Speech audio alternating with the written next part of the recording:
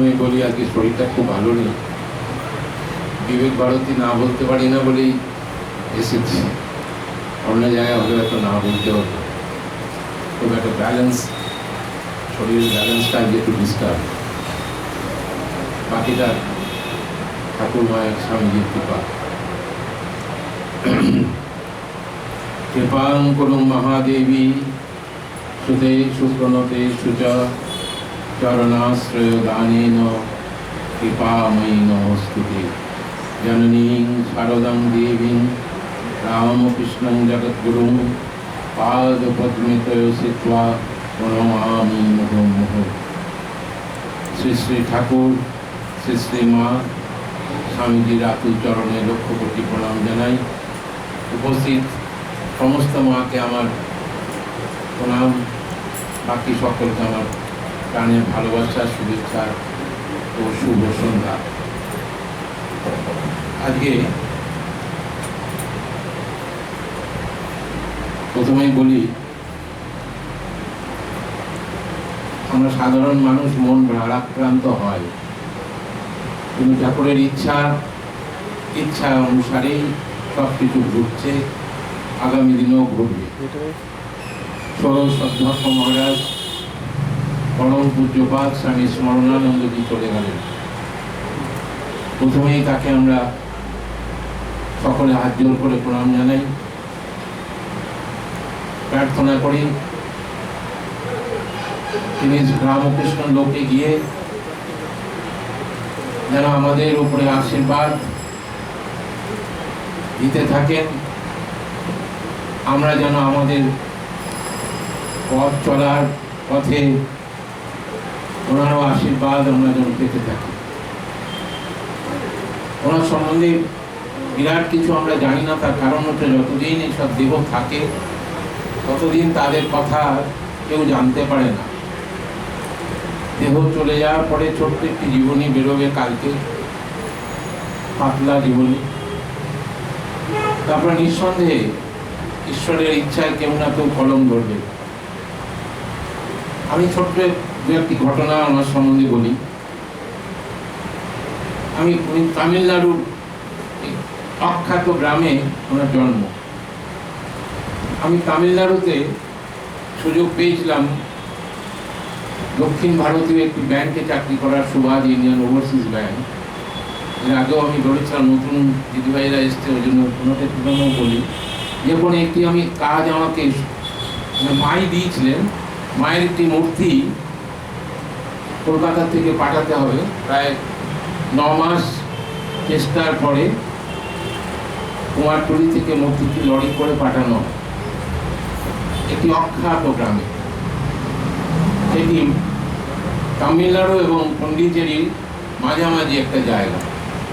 তখন সেখানে আলো ঢোকেনি, রাস্তা পাকা হয়নি, কিন্তু মা যাচ্ছেন সেখানে।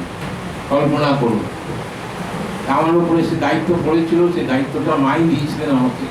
মানে আমি এমন বিরাট কারিগরও নেই যে আমি সেই দায়িত্ব পাবো। কলকাতায় এত আয়োবিয়ান্স থাকতে রেসপন্সিবিলিটি কেম টু মি। যাই হোক, সেই যখন মন্দির প্রতিষ্ঠা হয় তখন সেই কর্তৃপক্ষ আমাদের বলেন যে আপনাকে আসতে হবে।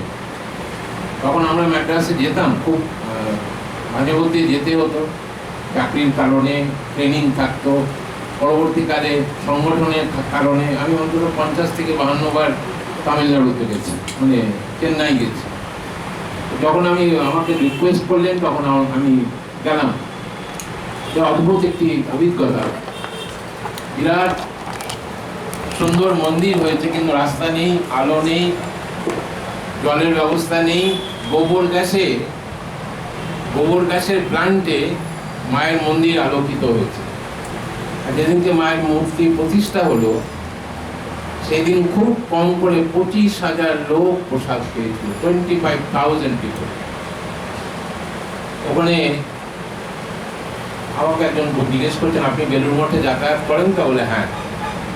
জানেন বেলুড় মঠে যিনি এখন সেক্রেটারি মহারাজ, তাহলে হ্যাঁ আমি চিনি ওনাকে, ওনার সাথে আমাদের কথা হয়েছে ব্যাংকের একটা ব্যাপারে।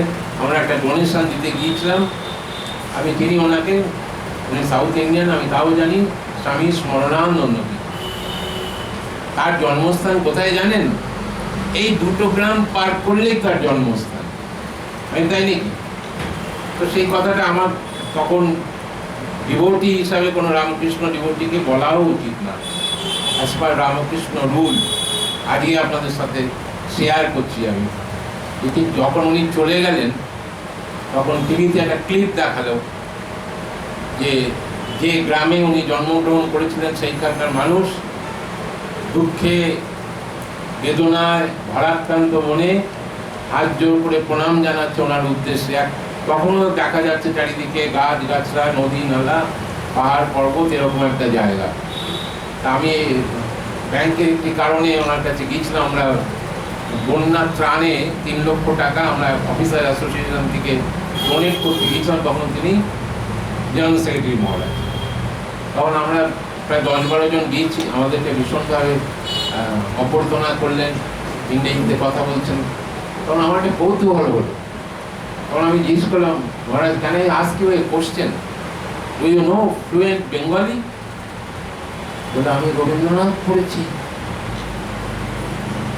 আমি মাইকেল মধুসূদন পড়েছি, আমি রবীন্দ্রনাথ পুরোটা পড়েছি, আপনি রবীন্দ্রনাথের যা জিজ্ঞেস করবেন আমি বলে দেবো। Maharaj, perhaps I have committed a mistake by asking this question. তখন বলছেন, no my dear friend, it's your right. I appreciate your curiosity. এরকম মহান নিরভিমান সাধু মহারাজকে আমরা কদাচিৎ দর্শন পাই। আমার চোখে জল এসে যাচ্ছে ভাবলে যে উনি আজ দেহে নেই। আমি শিশুমঙ্গলে উনি ভেন্টিলেশনে থাকাকালীন 3 বার আমি ঠিক করেছিলাম 3 বার ওনাকে দর্শন করব। ঠাকুর মা স্বামীজি সবসময় মনে রাখবেন, যে কাজই করবেন 3 বার করবেন। প্রণাম করুন ঠাকুর মা স্বামীজি, 3 বার করবেন। যে ভালো কাজ করতে যাবেন 3 বার করুন ঠাকুর মা স্বামীজি। তাই আমি ভেবেছিলাম 3 বার যেন আমি দর্শন পাই, এর মধ্যে যেন কিছু না হয়। উনি আমার মনস্কামনা পূর্ণ করেছেন। একদিন আমি আমার স্ত্রীকে নিয়ে গিয়েছিলাম, একদিন আমি একা গিয়েছিলাম, পরের দিন আমি আমার স্ত্রী এবং ভাই এবং ভাইয়ের স্ত্রীকে নিয়ে 4 জনই গিয়েছিলাম। কারণ আমরা 4 জনই আমি গম্ভীরানন্দজি আশ্রিত আমার পরম পূজ্যপাদ গুরুদেব মহারাজ। যাই হোক, আজকে প্রসঙ্গে আমরা প্রবেশ করি। কিছুদিন আগে আমরা দোল পূর্ণিমা উদযাপন করলাম সারা বিশ্বব্যাপী। মহাপুরুষ ভগবান শ্রী চৈতন্যের জন্ম তিথি বা জন্মদিন। আজকে আমাদের আলোচনার বিষয় মহাপ্রভু চৈতন্য ও শ্রী রামকৃষ্ণ। প্রথমে ঠাকুরের একটি কথা বলি।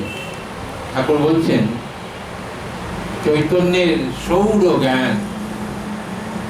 সৌর জ্ঞান মানে যদি খুব বেশি ঠাকুরের একটি কথাকে নিয়ে একটা বিশাল সৌর জগৎ তৈরি করা যায়। এই কথাটার অর্থটা কি সুন্দর দেখুন। আপনারা সবাই লেখাপড়া জানেন, বড় বড় চাকরি করেছেন, এখানে অধ্যাপিকা দিদিভাই এসছেন আজকে, খুব ভালো লাগছে। এই যে সৌর, কত মহান তার জ্ঞান, তার জ্ঞানের পরিধি কত মহান, সেটি বলছেন কে? যুগ অবতার, অবতার ও বরিষ্ঠার। তাহলে চৈতন্য থাকলে শ্রীরামকৃষ্ণকে কি বলতেন আপনারা আমার জানা নেই। চৈতন্য যদি থাকতেন আজকে দাঁড়িয়ে বা শ্রীরামকৃষ্ণ আমলে, তাহলে তিনি শ্রীরামকৃষ্ণকে কি বলতেন?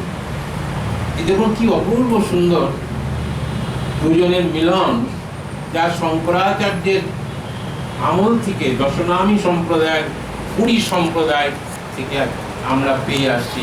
আমরা বাঙালি বঙ্গভূমির সন্তান। আমাদের সৌভাগ্য যে এই বঙ্গভূমিতে জন্মগ্রহণ করেছিলেন মহাপ্রভু চৈতন্য, পরবর্তীকালে অবতার ও বরিষ্ঠায় ভগবান শ্রীরামকৃষ্ণদেব, এবং দুজনেই বঙ্গবাসী, বাংলা ভাষায় তারা দুজনেই কথা বলছে। এটি আমাদের পরম সৌভাগ্য, পরম প্রাপ্তি।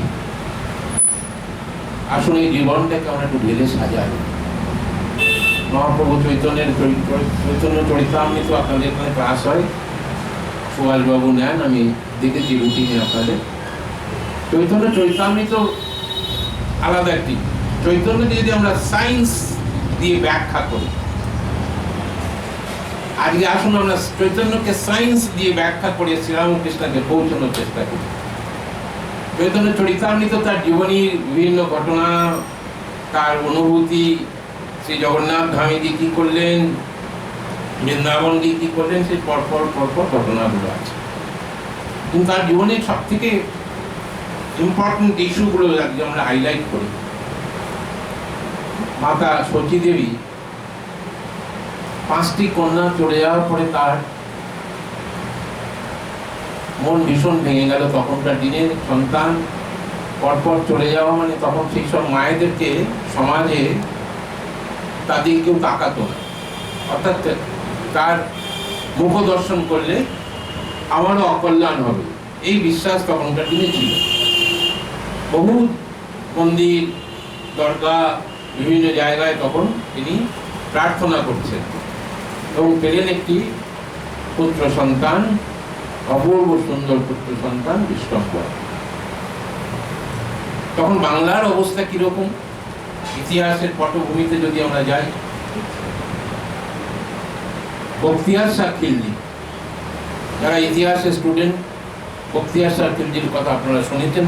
মোগল সাম্রাজ্য একটা বলতে পারেন একটা আলাদা ব্রাঞ্চ। মোগল সাম্রাজ্য তো দিল্লি দখল করেছিল, আগ্রা দখল করেছিল, রাজস্থানে জয়পুর দখল করেছিল, এসব অনেক ইতিহাস আমরা জানি, পড়ি। কিন্তু বখতিয়ার শাহ খিলজি তিনি কিন্তু অত্যাচারী তো নন, তিনি অত্যাচারী কখনো আমরা বলবো না। তার অত্যাচারের স্টাইলটা ছিল অন্যরকম, যেটি চৈতন্য ধরতে পেরেছিলেন, সেই জন্য বাংলাকে রক্ষা করতে পেরেছিলেন। নাহলে আজকে আমরা এইখানে বসে আছি সনাতন হিন্দু ধর্ম অবলম্বন করে, আমরা সনাতন ধর্মাবলম্বী বলি, আমরা আমাদেরকে হিন্দু কখনো বলি না। কারণ হিন্দু বলার কোনো প্রয়োজন নেই, কারণ আমরা এই যে সনাতন যত ধর্ম আপনারা দেখছেন, যখন স্বামী বিবেকানন্দ 11 সেপ্টেম্বর 1893 শিকাগো মহাধর্ম সম্মেলনে 10টি ধর্মের সঙ্গে তিনি হিন্দু ধর্মকে প্রতিনিধিত্ব করছেন, কিন্তু তিনিও কখনো বলেনি কিন্তু বাকি যতগুলো ধর্ম ছিল সবগুলো মাদার অফ রিলিজিয়ন কিন্তু Hinduism, mother of all religions হচ্ছে হিন্দুইজম। কিন্তু সুতরাং সেই বখতিয়ার শাহ খিলজি ওদের কনফিডেন্সিয়াল এজেন্ডা ছিল মোগল সাম্রাজ্যে, জেনে রাখুন, this is history. Confidential agenda ছিল যে হিন্দুদেরকে ভাগ করে দাও। কীভাবে ভাগ করে দেবে? ব্রাহ্মণদের ভাগ করে দাও, ব্রাহ্মণ থেকে শূদ্রদেরকে আলাদা করে দাও, শূদ্র থেকে কায়স্থদের আলাদা করে দাও, এরকম সম্প্রদায় তৈরি করে করে ওদের মধ্যে ফাটল ধরিয়ে দাও। তাহলে কী হবে? ওরা নির্জীব হয়ে যাবে, ওরা নিজেদের অধিকার, নিজেদের সামাজিকতা, নিজেদের বেঁচে থাকার যে অধিকার সব ভুলে থাকবে। এবং তারা বেছে বেছে ব্রাহ্মণদের ভালো জায়গা দেওয়া হলো চাষের জন্য। মাঝিকে ঘাট ধরে নামিয়ে একজন ব্রাহ্মণ অন্য সব জাতকে নামিয়ে দিয়ে ব্রাহ্মণকে বলে এই মাঝি ওকে নিয়ে যা। এইভাবে বখতিয়ার শাহ খিলজি বঙ্গদেশের আমাদের হিন্দু সমাজকে টুকরো টুকরো করে ভাগ করে দিল। এরই মধ্যে সতী দেবী এবং জগন্নাথ মিশ্রের কোল আলোকিত করে জন্ম নিলেন আজকের আলোচনার শ্রীকৃষ্ণ চৈতন্য ভারতী মহাপ্রভু চৈতন্য। বিশ্বম্বরের 8 বছর বয়স, সেই সময় জন্মগ্রহণ করেছিলেন মহাপ্রভু চৈতন্য। কেন তারা নবদ্বীপে এসেছিলেন? তারা আসলে কিন্তু দে অরিজিনালি বিলং টু শ্রীহট্ট, আজকের বাংলাদেশ। কিন্তু জগন্নাথ মিশ্র তার পিতা, তিনি অসম্ভব শিক্ষিত পণ্ডিত। তিনি নবদ্বীপে এসেছিলেন সংস্কৃত টোলে মাস্টারি করবার জন্য। মাস্টারি করতে করতে তিনি সেখানকার স্থায়ী বাসিন্দা হয়ে গেলেন। কারণ নবদ্বীপ এমনিতেই আমরা জানি একটি মহাপবিত্র স্থান। ভগবান শ্রীরামকৃষ্ণদেব গিয়েছিলেন নবদ্বীপে। নবদ্বীপে গিয়ে তিনি ভাবছেন আমি মহাপুরুষের দেখা পাবো না। তার মধ্যে একটা অনুভূতি হচ্ছে মহাপুরুষের কেন দেখা পাচ্ছি না। তখন তিনি নৌকোতে যখন ফিরে আসবেন ভাবছেন, তখন দেখছেন একটি মেঘের টুকরো দিয়ে নিতাই ও নিমাই, নিতাইকে আমি আসছি পরে, নিতাই ও নিমাই একসাথে নেমে এসে দেখলেন শ্রীরাম রামকৃষ্ণদেব দুজনেই একই সাথে ভগবান শ্রীরামকৃষ্ণের দেহে লীন হয়ে গেল। মানে কি শ্রীরামকৃষ্ণ, আমরা আদৌ আর ধারে কাছেও এখনো বুঝতে পারিনি। কথামৃত কথাগুলো পড়ি, কিন্তু কথামৃতর একটি কথা নিয়ে একটি সৌর ইতিহাস তৈরি হতে পারে। আসি আবার নিমাইয়ের জীবনে। নিমাই যখন সচিমাতা বিশ্বম্বর যখন 8 বছর বয়স, তিনি আবার সন্তান সম্ভবা হলেন, তখন তার বয়স 46 বছর। জেনারেলি এখানে সমস্ত মায়েরা রয়েছেন, সমস্ত মাকে প্রণাম জানিয়ে বলি, জেনারেলি যতটুকু আমি জানি 46 বছর বয়সে কোনো নারী সাধারণত গর্ভবতী হন না। চন্দ্রামণি দেবী 45 বছরে গর্ভবতী হয়েছিলেন, মহাপুরুষকে জন্ম দেওয়ার জন্য হন। এবার 46 বছর বয়সে তিনি যখন গর্ভবতী হলেন, তখন তার রূপ লাবণ্য এত সুন্দর হয়ে গেল। গ্রাম তখনকার দিনে আরো পুরনো, তখনকার দিনে আরো মানুষ পিছিয়ে, তাও তো ঠাকুর যখন এসেছেন খানিকটা হলেও মানুষের মধ্যে সভ্যতা ঠাকুর কলকাতা এলেন, এসব বিরাট ইতিহাস। তখন তার রূপ লাবণ্য এত সুন্দর হয়ে গেল, সবাই বলতে আরম্ভ করলো যে তুমি বেশি বাইরে বেরিয়েও না, তোমাকে লোকে নজর দেবে, তোমার সন্তানের ক্ষতি হবে। এবং একজন পুরোহিত এসে তাকে বলল যে নিম গাছের তলায় দাঁড়িয়ে থাকলে নাকি, নিম গাছের তলায় থাকলে নাকি নজর লাগে না। অর্থাৎ নিম হচ্ছে তেতো, সব থেকে বেটার। নিম পাতা আমরা বাচ্চাদের খাওয়াতে পারি না, আমরা খাই আমাদের শারীরিক কারণে।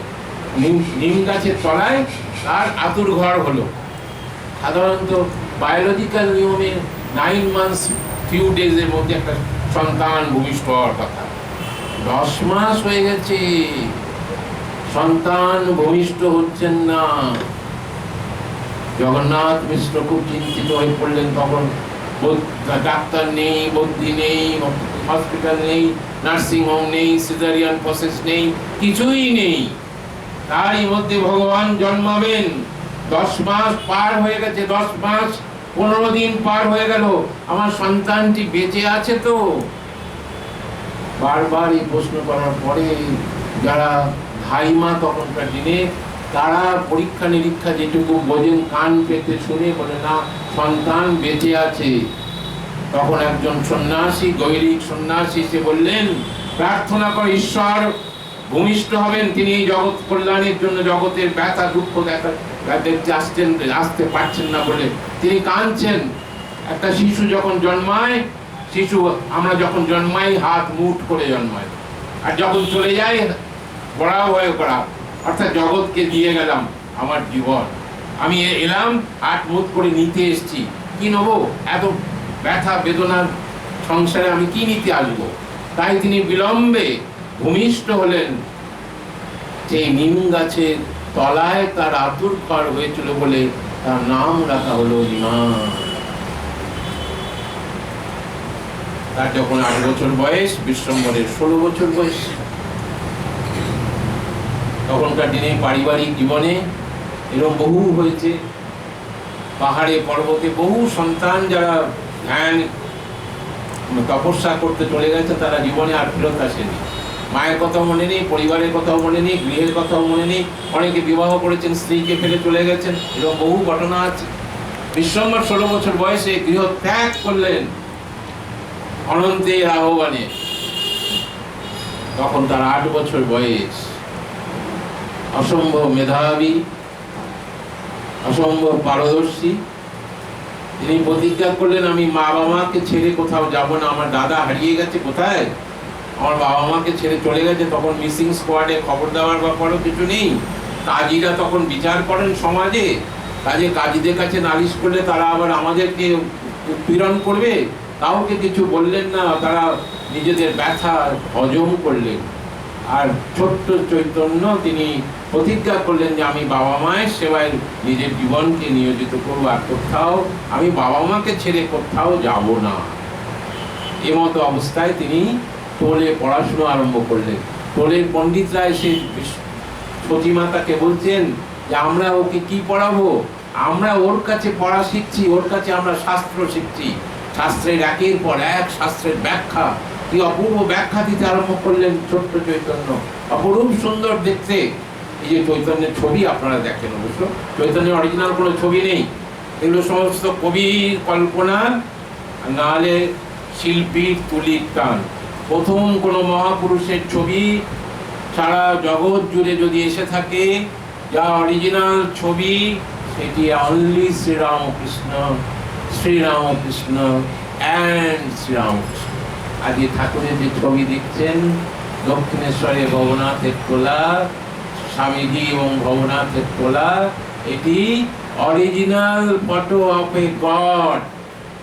এর পূর্বে কারো কোনো ছবি ছাড়া পৃথিবীতে কোথাও নেই। আপনারা যা দেখেন তা কবির কল্পনা, শিল্পীর তুলির টান।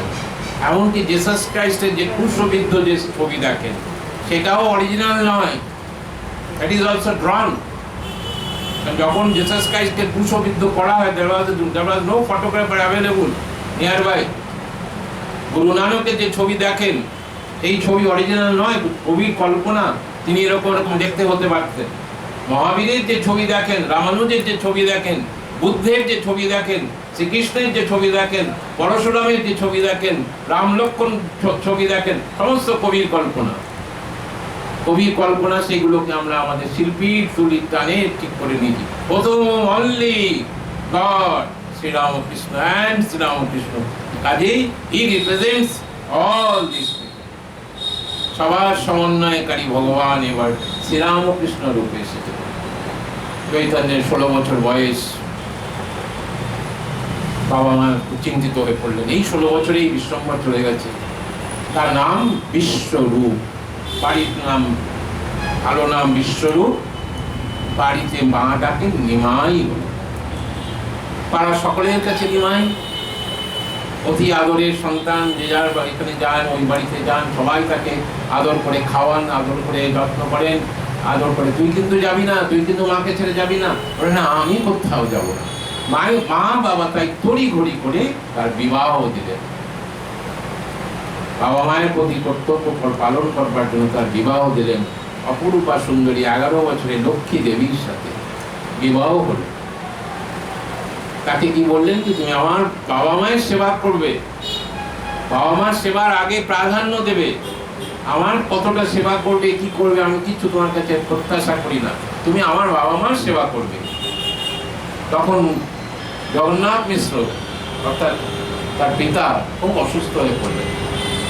অসুস্থ হয়ে পড়ে তিনি সতী দেবীকে বলে গিয়েছেন, তার মাতা শোভা দেবী, তিনি শ্রীহট্টে বেঁচে আছেন, এবং শ্রীহট্টে কোনো একজন বলেছেন যে তোমার কন্যার ঘরে মহাপুরুষের জন্ম হবে, মহাপুরুষের জন্ম হবে। সেজন্য তিনি বারবার বলেছিলেন যে আমার এই দেহ নিয়ে আমি শ্রীহট্ট থেকে নবদ্বীপ যেতে পারবো না। তোমার ঘরে যে মহাপুরুষ আসুন না কেন, সেই মহাপুরুষ যেন আমাকে, অর্থাৎ আমার নাতি, আমাকে যেন এসে দর্শন দিয়ে যায়। সেই কথাটি চৈতন্যের কানে যায়। তিনি সেই শোনার মাত্রই কর্তব্য। দেখুন আজকে এই জীবনগুলি থেকে আমরা কি শিখি? আমরা শিখি সব থেকে প্রধান জিনিস হচ্ছে যেটা আমাদের কর্তব্য। Rights implies duty, there is a saying, আমরা বলে থাকি আমাদের রাইটস আছে, কিন্তু রাইটসের আগে you must perform your duty, then only establish your rights. এটাই হচ্ছে আসল কথা। এই দেখুন এই জীবনগুলির মধ্যে আমরা দেখছি এদের কর্তব্য জ্ঞান। তিনি গৃহ ত্যাগ করে চলে গেলেন সেই দিদিমাকে দেখা দেওয়ার জন্য, কিন্তু দুর্ভাগ্যবশত লক্ষ্মী দেবী সর্পদংশনে প্রাণ চলে যায়। তিনি সেখানে গিয়ে বহু জায়গায়, প্রায় শ্রীহট্ট গোটা জেলা বিভিন্ন জায়গায় তিনি শাস্ত্র অধ্যয়ন করালেন ছাত্রদের। তখন তো আর কোনো মোবাইল ফোন নেই, চিঠিপত্র আদান প্রদান নেই, তিনি জানতেই পারলেন না তার প্রিয়তমা লক্ষ্মী দেবী পৃথিবী ছেড়ে জগৎ ছেড়ে চলে গেছেন, জানতেও পারলেন না। 6 মাস বাদে নবদ্বীপে ফিরলেন। শচী দেবীকে দেখছেন শুকনো মুখে বসে আছেন, হতাশ, বিষাদগ্রস্ত, তখন তিনি জানলেন যে তার প্রিয়তমা স্ত্রী চলে গেছে। তিনিও খুব ভারাক্রান্ত হলেন যে আমি তাকে কোনো চিকিৎসা করার সুযোগ পেলাম না, কিছুই করতে পারলাম না, আমি বড় অপরাধী হয়ে গেলাম। কিন্তু তিনি কখনোই, সতীদেবী কখনোই হার মানলেন না। তিনি সংসারকে রক্ষা করবার জন্য নিমাই যদি গৃহ ত্যাগ করে, সেই কারণে তিনি তার তড়িঘড়ি করে আবার বিবাহ দিলেন। যিনি অপেক্ষা করছিলেন বৈষ্ণব জননী বিষ্ণু প্রিয়া পুরুপা সুন্দরী, 11 বছর বয়সে তার আবার বিবাহ হয় 17 বছর বয়সে। চৈতন্যের জীবন 48 বছর, 24 বছর সংসার, 24 বছর সন্ন্যাস। অপূর্ব দুটি ভাগ দেখুন। কিন্তু ভগবান শ্রীরামকৃষ্ণ দেব, 50 বছর মনুষ্য জীবন, 50 বছরই তিনি সংসারী, গৃহী। This is a great science. একাধারে গৃহী, একাধারে সংসারী। 5 মিশালি ডাল করতে বলছেন মাকে, 5 ফোড়ন নেই, 1 পয়সার 5 ফোড়ন আনিয়ে নাও, আর এমন ঝাঁজ দেবে যেন শুয়োরের নাকে গেলে শুয়োরও গোঙায়।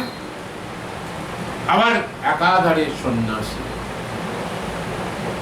সন্ন্যাসী শ্রেষ্ঠ। তিনি গুরুকরণ করেছিলেন তোতাপুরীর কাছে, ভৈরবী যজ্ঞেশ্বরী ব্রাহ্মণীর কাছে, কেনালাল ভট্টাচার্যের কাছে। কিন্তু কখনো তিনি নিজের বস্ত্র ত্যাগ করেননি, স্বাভাবিক জীবনযাত্রা ত্যাগ করেননি। কেন বললেন? এইবার ভক্তি যোগ, এইবার ভক্তি যোগ। যেটা প্রণবদা প্রথমে বললেন, একটু সুন্দর সোনার টুকরো ছেলে উত্তর দিল, জপ। জপ করতে করতে করতে করতে ভক্তি আসে, ভক্তি ভক্তি ভক্তি ভক্তি ভক্তি করতে করতে করতে করতে ধ্যান আসে। আমি বসে পড়লে আমার ধ্যান এসে গেল। লাটু মহারাজ বলছে, ও তো আমিও ওই পারবো নি, তুমি বলবে ঘন্টা বাজাবে আর ধ্যানে বসে যাব, আমিও পারবো না, আমি চললাম। তখন স্বামীজি দৌড়ে গিয়ে ওকে আটকেছিল, তুমি কোথায় যাচ্ছ? ঠাকুরের এত প্রিয় সন্তান, তুমি আমাকে ছেড়ে যেতে পারলে? ঠাকুর স্বামীজি কেঁদে ফেললেন। স্বামীজির মতন মহাপুরুষ, তিনি চোখে জল ফেলছেন, তুমি আমাকে ছেড়ে যাচ্ছ কি করে? লাটু মহারাজও কেঁদে ফেললেন, তোকে জড়িয়ে ধরলেন দুজন দুজন। এই প্রেম, এই ভক্তি যোগ এবার শ্রীরামকৃষ্ণ দেখিয়ে গেছে। কারণ যখন শ্রীরামকৃষ্ণ দেব এলেন, তখন ভারতবর্ষে আরো খারাপ অবস্থা। ভক্তি আশা খিলজি তো আমাদেরকে ভাগ করেছিল, যখন শ্রীরামকৃষ্ণ দেব এলেন তখন আমরা আবার দ্বিধাবিভক্ত। কিসের নামে? ধর্মের নামে, জাতের নামে, বর্ণের নামে, ধনী নির্ধনের নামে, উঁচ নিচের নামে। ছোট্ট করে বিশ্লেষণ দিই।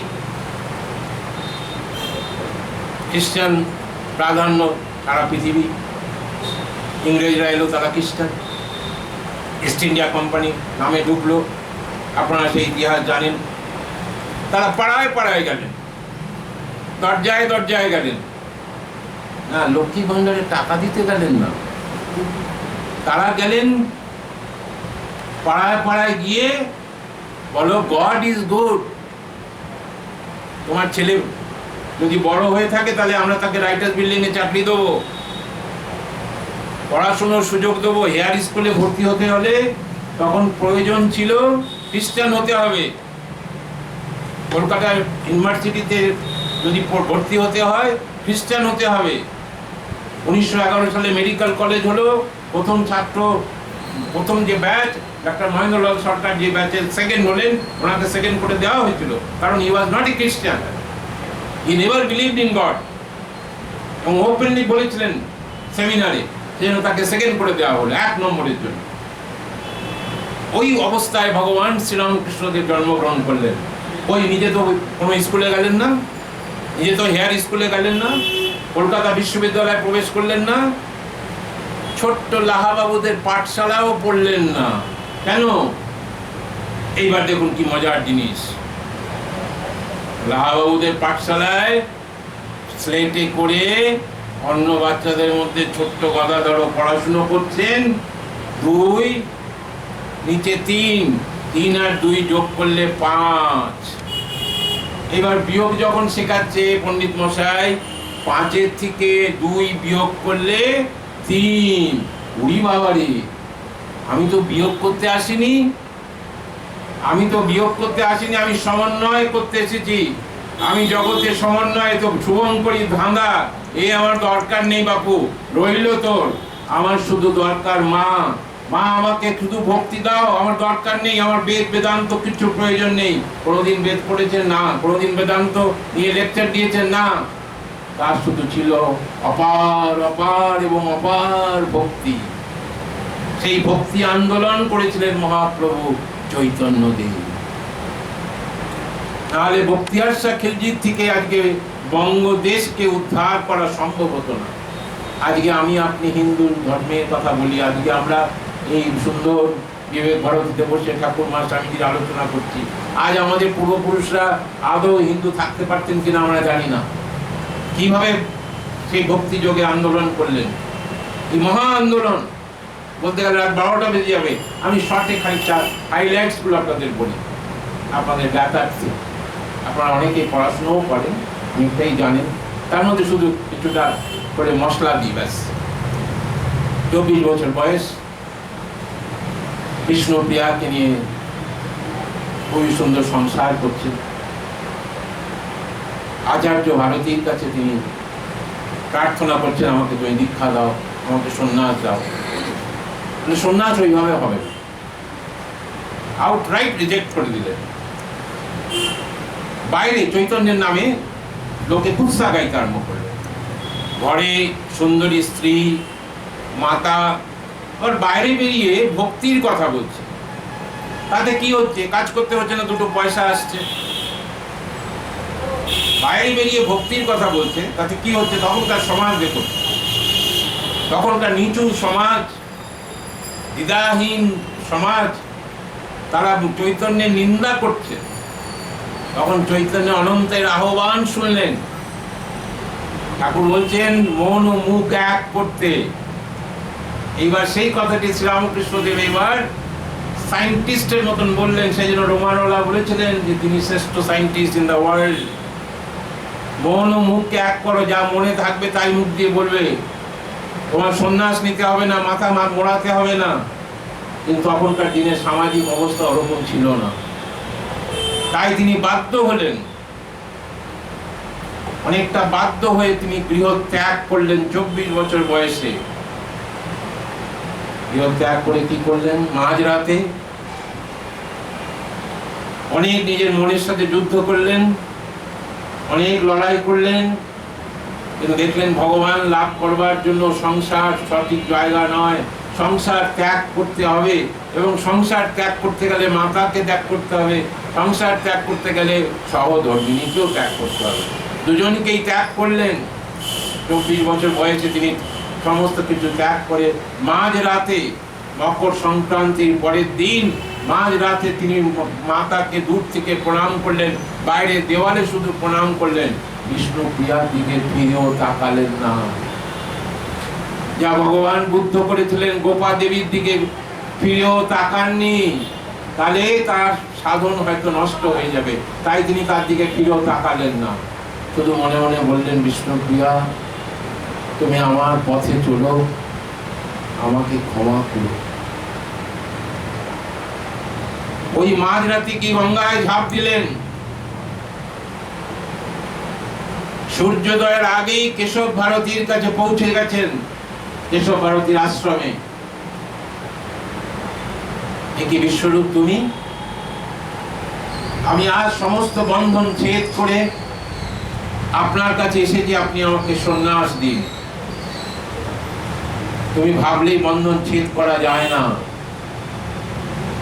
মাতার প্রতি তোমার কর্তব্য আছে। হ্যাঁ, আমি মাতার অনুমতি নিয়ে এসেছি।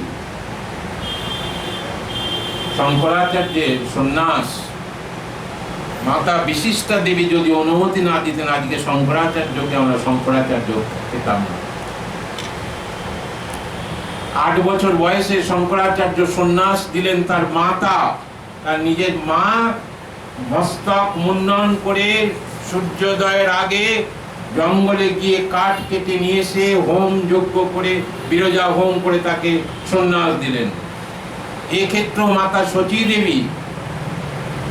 সচী দেবী তাকে অনুমতি দিলেন, হ্যাঁ বাবা, যখন তুমি কিছুতেই ঘরে ঠিক থাকবে না ভেবেছ, আমি তোমাকে অভিশাপ দিতে পারবো না, আমি তো মা, আমার মুখ দিয়ে কটু বাক্য বেরোবে না, তুমি আমাকে ত্যাগ করো, বিষ্ণু প্রিয়াকে ত্যাগ করো, তোমার মনোবাঞ্ছা যেন পূর্ণ হয়, ঈশ্বর তোমার যেন মঙ্গল করেন। এই প্রার্থনা, এই আশীর্বাদ নিয়ে তিনি গঙ্গায় ঝাঁপ দিলেন। কিন্তু সূর্যোদয়ের আগেই আমার সন্ন্যাস নিতে হবে, নালে ত্যাগ সফল হবে না, শাস্ত্রের কথা। তাই তিনি গিয়ে কেশব ভারতীকে বলছেন, কেশব ভারতীর কাছে অনুনয় বিনয় করছেন। তখন বলছেন, এখন এই ভোর রাতে আমি কোথায় গৌর কার্য করবার জন্য নাপিত পাবো? তিনি নিজে গেলেন নাপিতের বাড়ি, মধু নাপিত। সেই মধু নাপিতকে নিয়ে আসলেন।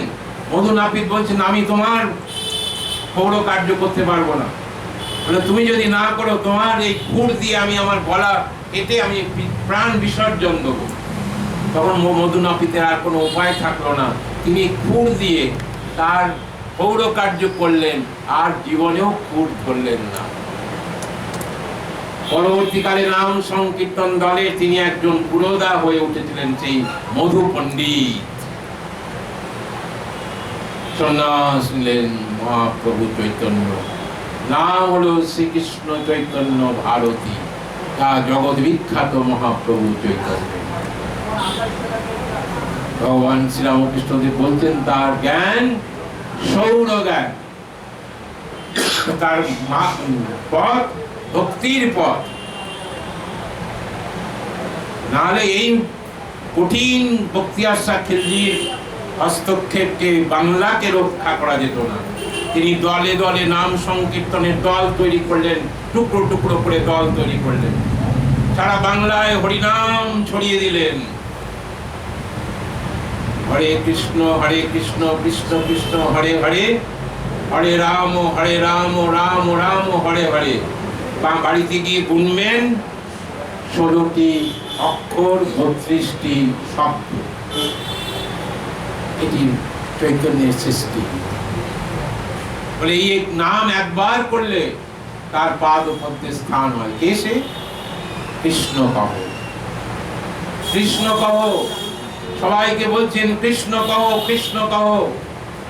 রাতের অন্ধকারে গাছে উঠে আশ্রয় নিচ্ছেন। গাছে তিনি এত লম্বা ছিলেন, গাছের তলায় পা ঝুলছে, বাঘের পিঠে পা লেগে গেল। তখন তার ঘুম ভেঙে দেখলো যে হিংস্র বাঘ। বলছেন কৃষ্ণ কহ, বাঘ ও কৃষ্ণের নামে নাচছে। পাগল হাতিগুলো স্নান করতে এসছে, তিনিও নদীতে স্নানে নেমেছেন। সেখানে জল, আঁচল জল নিয়ে ছিটিয়ে দিচ্ছেন, বলে কৃষ্ণ বলো, কৃষ্ণ বলো। কৃষ্ণের নাম নিয়ে তিনি মহাপ্রভু প্রভু চৈতন্য হলেন। সারা বাংলাকে নাম সংকীর্তনে ভাব গঙ্গায় ডুবিয়ে দিলেন। এক মহা আন্দোলন। এই আন্দোলন যদি সংগঠিত না হতো, আজ বাংলাকে যদি এই নাম সংকীর্তনে ডুবিয়ে না যেতেন, পরবর্তীকালে ভগবান শ্রীরামকৃষ্ণের টাস্ক আরো কঠিন হতো। সেটি বিবেকানন্দ এক জায়গায় লিখেছে, স্বামীজি লিখেছেন যে Mahaprabhu Chaitanya pave the way, English বইয়ে লেখা রয়েছে, pave the way for Sri Ramakrishna. এবার দেখুন শ্রীরামকৃষ্ণের পটভূমিতে তিনি কিভাবে ইংরেজদেরকে সাহায্য করলেন। তোমার মূর্তি ফেলে দাও জলে, বললো ওরা গড ইজ গুড বলো, তোমার ভগবান সব মিথ্যা। তোমরা সারা জীবন গামছা পরে লোকের সামনে পাথরের মূর্তিতে পূজা করো, আর পরে মারপিট করে খাও নিজেদের মধ্যে ভাগাভাগি করে। শ্রীরামকৃষ্ণ কি করলেন? সিম্পল, নো সায়েন্স, অনলি ভক্তি, অনলি বিশ্বাস। তুলোর পলতে ধরে নাকের সামনে দেখিয়ে দিলেন, নড়ছে, কারণ মা জাগ্রতা। মা ভবতারিণী পাথরের মূর্তি নন, জাগ্রতা, স্বয়ং মা ভবতারিণী এখানে বসে আছেন। আর বেছে বেছে 1 জানুয়ারি 1886 ইংরেজদের প্রথম দিন, ইংরেজদের 1 জানুয়ারির দিন ছুটি থাকতো আগে, আমরাও ছোটবেলায় ছুটি পেয়েছি, পরবর্তীকালে সরকার ছুটি চেঞ্জ করে, দ্যাটস এ ডিফারেন্ট ইস্যু। সেই দিন কেন তিনি চৈতন্যের আশীর্বাদ দিলেন জগৎকে? সামনে মাত্র 32টা লোক প্রতিভু, জগৎ সামনে 32টা লোক, এগুলো হচ্ছে মানুষের প্রতিভু, কিন্তু সারা জগৎকে দিয়েছিলেন। তো এখানে তো বিবেকানন্দ ছিলেন না, শারদানন্দজি ছিলেন না, রামকৃষ্ণানন্দজি ছিলেন না, কোনো মহাপুরুষেরা ছিলেন না, তারা সবাই ঘুমাচ্ছেন নাইট ডিউটি করে। তিনি কাকে প্রথম আশীর্বাদ করলেন? মদ্যপ মাতাল চরিত্রহীন গিরিশকে। আজ আমরা সবাই একজন করে গিরিশ। আমাদের মধ্যে অনেক প্রশ্ন, really there is the God, then where is God? আজকে যুবকরা জিজ্ঞেস করে, তোমরা গড গড গড করছো, কোথায়, where is the god? Simple answer Sri Ramakrishna Dev বললেন, তোমার মধ্যেই ভগবান। গিরিশ বলছেন, গিরিশকে বললেন, তুমি এত সব বলে বেড়াচ্ছ, আমার মধ্যে কি দেখেছো? বলে, আমি তো খুব ছোট্ট জিনিস, ব্যাস বাল্মীকি, যার ইয়ত্তা করতে পারেনি ব্যাসদেব মহাভারত রচনা করেছেন। লিখতে লিখতে লিখতে লিখতে শেষ হয়ে গেলেন, মহাকাশ শেষ হয়ে গেল, সমুদ্রের দোয়াতের কালি শেষ হয়ে গেল, কিন্তু সৃষ্টির কথা তার লেখা শেষ হলো না। বাল্মীকি রামায়ণ লিখতে গিয়েও শেষ করতে পারলেন না, ব্যাসদেব মহাভারত লিখেও শেষ করতে পারলেন না। আমি তোমার সম্বন্ধে কি বলবো? Simple acceptance Shri Ramakrishna. তাই তাহলে তোমাদের চৈতন্য এত বড় আশীর্বাদ, জগৎকে ঘুরিয়ে দিলেন, ধর্মকে ঘুরিয়ে দিলেন, যেটি পারফর্ম করে দেখালেন বিশ্ববিজয়ী বীর বিবেকানন্দ 11 সেপ্টেম্বর 1893। স্বামীজি নিজে বলে গেছেন, এই যে মহাধর্ম সম্মেলন, হরিভাইকে বলছেন মহাধর্ম সম্মেলন টম্মেলন, এত সব হই হট্টগোল বাজনা গাজনা যা দেখছো, সব for me, only for me, exactly. আজ যদি খুব ভালো করে আপনারা যারা পড়াশুনো করেন ঠাকুমা স্বামীজিকে নিয়ে বা বিভিন্ন মহাপুরুষদের নিয়ে পড়াশুনো করেন, লক্ষ্য করে দেখবেন একদম সত্য কথা। বিবেকানন্দ যা বলে গেছেন একদম সত্য। তাহলে বলতে পারেন একমাত্র স্বামীজি বলতে পারতেন। ইংল্যান্ডে বসে আছেন হুইলারের বাড়িতে চেয়ারের উপরে, সামনে বসে আছেন নিবেদিতা এবং আরো অনেক সঙ্গী। নিবেদিতা বারবার নানা রকমের প্রশ্ন করছেন, স্বামীজি সুন্দর সুন্দর উত্তর দিচ্ছেন। কি অপূর্ব জায়গা দেখুন, চোখে জল আছে। বলছেন, how can I know about India? আমাকে ইন্ডিয়ার সম্বন্ধে কিছু বলুন, আমি কি করে জানবো ইন্ডিয়ার সম্বন্ধে? স্বামীজি চেয়ার থেকে উঠে দাঁড়ালেন, উঠে দাঁড়িয়ে কি বলেছিলেন? Look at me, I am India, I am the condensed form of India, ঘনীভূত রূপ, ভারতবর্ষের ঘনীভূত রূপ, পুঞ্জীভূত রূপ আমি। Is only Swamiji can tell. পৃথিবীর আধ্যাত্ম ইতিহাসে বিবেকানন্দের মতন এই মহান বাণীটি তিনি বলছেন, I am the representative of India, I am India. Bharat মাতাই বলো, ভারত পিতাই বলো, I am everything for India. আজকে প্রমাণিত সত্য, সূর্য চন্দ্রমা যেমন সত্য। আজকে দ্বিধা নেই আমাদের। আজ রামকৃষ্ণ আন্দোলন, শঙ্করাচার্যের হাত ধরে, বৈষ্ণবী সম্প্রদায়ের, পুরী সম্প্রদায়ের হাত ধরে যে বারবার যে আন্দোলন রূপরেখা আমরা দেখতে পাচ্ছি মহাপ্রভু চৈতন্যের থেকে রামকৃষ্ণ ধারাতে, সেই ধারা আজকে সারা জগতে অব্যাহত। বিশাল ব্যাপার। মহাপ্রভু চৈতন্য তিনি অন্তরের আহ্বান পেয়েছিলেন শ্রী জগন্নাথ, আমার আজকে আপনারা রথযাত্রা দেখতে যান, পুরীতে যান। এই রথযাত্রা আজকে যে সমারোহে হয়, মহাপ্রভু চৈতন্যের আবির্ভাবে আগে এইভাবে হতো না। জগন্নাথ যেন রাজা প্রতাপচন্দ্র রুদ্রের পার্মানেন্ট অ্যাসেট, অর্থাৎ তাদের পৈতৃক সম্পত্তির মতন ছিল। উড়িষ্যাবাসীদের একটা একাংশের, তাদের মধ্যে অনেক ভাগ এই ব্রাহ্মণরা, উড়িষ্যা ব্রাহ্মণরা তখনকার দিনে ভীষণ অর্থোডক্স ছিল।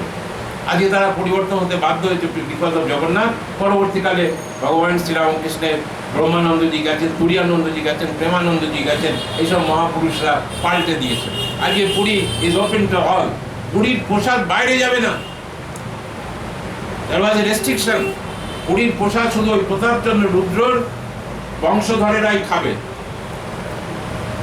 শ্রী জগন্নাথ তাদের পৈতৃক সম্পত্তি। এই জগন্নাথের যদি ইতিহাস আপনারা উল্টে পড়েন ইতিহাসকে, তাহলে দেখবেন যে তাদের পৈতৃক সম্পত্তি ছিল। জনসমক্ষে আনলেন মহাপ্রভু চৈতন্য। মহাপ্রভু চৈতন্যের লীলা, গুন্ডিচা বাড়িতে শ্রী জগন্নাথ যাচ্ছেন, তখন জগন্নাথের রথ টানত হাতিরা, বড় বড় পালোয়ানেরা। সেই হাতি রথ কেউ টানতে পারছে না। তখন মহাপ্রভু চৈতন্যের নাম সংকীর্তন সারা পুরীবাসী, সারা উড়িষ্যাবাসী মানুষ জেনে গেছে। সবাই বললেন যে এক মহাপুরুষ, উনি যদি কিছু ভাবতে পারেন, বলতে পারেন। তখন এসে তিনি ধ্যান করলেন। এই যে বললেন জপের পরে ধ্যান, এই সোনার টুকরো ছেলেটি যা বলল বাস্তব। জগন্নাথের ধ্যানে বসলেন। জগন্নাথ কি বললেন? তোমার জন্যই তো আমি অপেক্ষা করে আছি। তুমি রথ স্পর্শ না করলে, তুমি রথ যদি স্পর্শ না করো, আমি এখান থেকে 1 ইঞ্চি নড়ছি না। অর্থাৎ শ্রী জগন্নাথ ও মহাপ্রভু চৈতন্যের মহিমা স্বীকার করে জগতে প্রসার করবেন কি সুন্দরভাবে। তখন বললেন সবাই সরে যাও, সব পালোয়ান ফলোয়ান দড়ি ফড়ি সব খুলে দাও। শ্রী মহাপ্রভু চৈতন্য দিয়ে মাথায় কপাল দিয়ে শ্রী জগন্নাথের রথকে ছুলেন, আর তার নাম সংকীর্তন দলের সবাইকে বললেন যে তোমরা রথের দড়ি ধরে টানো আর বলো জয় শ্রী জগন্নাথ বলে। হুর হুর করে জগন্নাথের রথ চলতে আরম্ভ করলো গুন্ডিচা বাড়িও। মহাপ্রভু চৈতন্য লীলা জগন্নাথ শেষ করে তিনি দেখা পেলেন বৃন্দাবন। ভগবান শ্রীকৃষ্ণের 2টি জীবন, একটি জীবন বৃন্দাবন লীলা, মথুরা বৃন্দাবন লীলা, তারপরের জীবন শ্রী জগন্নাথ। তাই তো মা? বাস্তব সত্য। তার জীবন চলে গিয়েছিল ব্যাধের হাতে। তখন তার বয়স 119 বছর। তারপরে আবার তিনি দারু ব্রহ্ম হয়ে ফিরে এলেন। আজকে বাংলার ঘরে ঘরে ছোট ছোট বাচ্চারা রথ নিয়ে টানে, এগুলো সব মাটির রথ। কাঠের রথ তো সম্ভব না, কাঠ তো ইজ ভেরি কস্টলি। আর এটা নিম গাছের কাঠ ছাড়া হয় না। দারু ব্রহ্ম শ্রী জগন্নাথ, অর্থাৎ কাঠেরই তৈরি করতে হবে। আর গাছ কোথায় আছে তিনি দেখা দেন, আজও দেখা দেন। কারণ there is God. Who says there is no God? তাই যদি সত্যি হয় তাহলে there is God, উনি তো দেখা দেন, উনি তো গাছ বলে দেন কোথায় আছে, কোন জঙ্গলে গাছ আছে, তারপরেই তো তৈরি হয়। তাই তো তৈরি হয় না তো, ওনার আদেশের অপেক্ষায় থাকেন। জগন্নাথ জনসমক্ষে এলেন, জগন্নাথের প্রসাদ সকলে পেতে আরম্ভ করলো। তখন তিনি বৃন্দাবনের দিকে গেলেন। তখন বৃন্দাবনের অবস্থা শুনলে আপনাদের চোখে হয়তো জল আসবে। আজ বৃন্দাবন আমরা বেড়াতে যাই, আজকে সুপারফাস্ট ট্রেন, বন্দে ভারত হয়েছে, ফ্লাইট হয়েছে। 1 বছর ধরে তিনি পরিব্রজায় হাঁটতে হাঁটতে হাঁটতে হাঁটতে বৃন্দাবনে পৌঁছেছিলেন। শুধু তার ভরসা নাম সংকীর্তন, কৃষ্ণ বলো কৃষ্ণ কহ, কৃষ্ণ বলো কৃষ্ণ কহ, এছাড়া তার কোনো সম্পদ ছিল না। আর মাঝ রাস্তায় যা ভিক্ষা পেয়েছেন তাই গ্রহণ করেছেন, যে যা ভিক্ষা দিয়েছেন তাই গ্রহণ করেছেন। গিয়ে দেখেন বৃন্দাবন জঙ্গল, মার্জনা হয় না, ঈশ্বরের কোনো পূজা অর্চা হয় না। কারণ কাজীদের বিচার, কাজীরা বলেছে হবে না, তারা ভারতবর্ষের কাজীদের অত্যাচার। এটি অপূর্ব সুন্দর গাথা। জগন হরিদাস, আপনারা চৈতন্যের বই যদি পড়েন, উদ্বোধনের বইটা খুব অথেন্টিক বই, স্বামী সারদেশানন্দজি লেখা, ওই বইটি পড়বেন। জগন হরিদাস, এই জগন হরিদাস তিনি মুসলিম ঘরে পালিত হয়েছিলেন। তো মুসলিমরা ভাবতো যে এ আমাদেরই সন্তান, হতেই পারে অ্যাডপ্টেড চাইল্ড হতে পারে, তার জন্য নাম ছিল তার জবন হরিদাস। এই জবন হরিদাস চৈতন্যের সান্নিধ্যে এসে তার ভক্ত হয়ে গেলেন, হরিনামে মাতোয়ারা হয়ে গেল, কাজীর কাছে নালিশ গেল। নালিশ যাওয়ার পরে কি করে তাকে শায়েস্তা করা যায়? তাকে যদি খুন করে দিই তাহলে বদনাম হবে, তাকে যদি আমাদের ধর্মের বদনাম হবে, তাকে যদি জেলে পুড়ে দিই তাহলে আমাদের বদনাম হবে, বদনাম করা যাবে না, মানুষকে সঙ্গে নিয়ে চলতে হবে। সেই জন্য কি অপূর্ব একটা তাদের নিজস্ব পদ্ধতি বার করলেন। একজন বারবণিতাকে সুন্দর করে সাজিয়ে তার কাছে পাঠালেন, যে তার মোহতে যদি তিনি তার সমস্ত সাধনা নষ্ট করে দেয়। জবন হরিদাস জপ করছেন, কৃষ্ণ বলো কৃষ্ণ বলো কৃষ্ণ বলো কৃষ্ণ বলো, 24 ঘন্টা জপ করছেন। সামনে এসে দেখেন একজন বারবণিতা এসে দাঁড়িয়েছেন হাসি হাসি মুখে, তাকে বললেন যাও ওখানে গিয়ে বসে থাকো। অর্থাৎ তার জপ শেষ হলে তিনি তার সাথে কথা বলবেন। Job was never ended. 3 দিন হয়ে গেল জবন হরিদাস জপ শেষ হয়নি, কৃষ্ণ বলো কৃষ্ণ বলো কৃষ্ণ বলো করেই যাচ্ছেন। না তার ক্ষুধা আছে, না তার তৃষ্ণা আছে, না তার ঘুম আছে, না তার অন্য শরীরের অন্য কোনো ক্রিয়াদি আছে। 3 দিন ধরে কৃষ্ণ বলো কৃষ্ণ বলো। তিনি বীতশ্রদ্ধ হয়ে কাজীকে গিয়ে নালিশ করছেন, তুমি আমাকে কি কাজ দিয়েছো? তাকে লোক দেখানো হয়েছিল, এত পয়সা দেবো, বায়না দেবো, অমুক দেবো, সমুক দেবো, তুমি আমাকে যা দেওয়ার দাও, আমি আর যাবো না। বলে না, তোমাকে আবার চেষ্টা করতে হবে। এই বলে 3 বার চেষ্টা করালেন। 3 বারই তিনি বিফল মনোরথ হয়ে জবন হরিদাসের কাছে নিজেকে সারেন্ডার করলেন। বারবণিতার থেকে তিনি হয়ে উঠলেন একজন পরম কৃষ্ণ ভক্ত। পরবর্তীকালে সেই জবন হরিদাসকে বলা হতো ঠাকুর হরিদাস। এই ঠাকুর হরিদাস চৈতন্যের জীবনে সর্বক্ষণ তার সাথে নিত্যানন্দ, নিমাই ও নিতাই, তারা দুজন 2 ভাইয়ের মতো। নিতাই এসেছিলেন পাহাড় থেকে, যে বিশ্বম্বর চলে গেছে সেই শুনে তিনি এসেছিলেন। মাতা সতী দেবী তাকে ভেবেছিলেন বোধহয় আমার হারানো বিশ্বম্বর, কিন্তু তিনি তার ভুল কোনোদিনও ভাঙেননি, কারণ তিনিও একজন অবধূত, তিনিও একজন মহান ত্যাগী, মহান সন্ন্যাসী। কিন্তু চৈতন্যকে দেখে তার মনে হয়েছিল যিনি মহান, এরা পাশে থাকা উচিত। এই নিমাই ও নিতাই সারা বিশ্ব জুড়ে, সারা বিশ্বের মানুষকে এই নাম গান দিয়ে গেলেন, হরে কৃষ্ণ কৃষ্ণ কৃষ্ণ হরে হরে, হরে রাম রাম রাম হরে হরে। পরবর্তীকালে ভগবান শ্রীকৃষ্ণ রামকৃষ্ণদেব নাম সংকীর্তন শুনলেই ছুটে যেতেন। তাই গাথায় আছে, যেমন শ্রী রাধিকা জীবনভর কৃষ্ণের নাম জপ করে গেছে, কৃষ্ণ কৃষ্ণ কৃষ্ণ কৃষ্ণ। তখন ভগবান শ্রীকৃষ্ণ বলেছিলেন, তোমাকে আমি একটি বর দিয়ে যাচ্ছি, তুমি তো এতবার আমার নাম জপ করলে, তুমি জগতে আবার জন্মাবে এবং সারা জগতে আমার নাম তুমি ছড়াবে। এই মহাপ্রভু চৈতন্যকে বলা হয় শ্রী রাধিকার অবতার। আবার কেউ কোথাও কোথাও লিখেছেন কৃষ্ণ এবং রাধিকার যুগ্ম অবতার মহাপ্রভু চৈতন্য। আবার ভগবান শ্রীরামকৃষ্ণকে